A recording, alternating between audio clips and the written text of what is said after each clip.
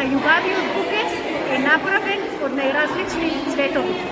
Денес гости во нашето училиште беа лицата, корисници од дневниот центар за лица со ментална или телесна повреченост. По чест на нив, нашите ученици од Општинското основно училиште Дедо Илјо Малешевски, заедно со наставниците, подготвивме програма.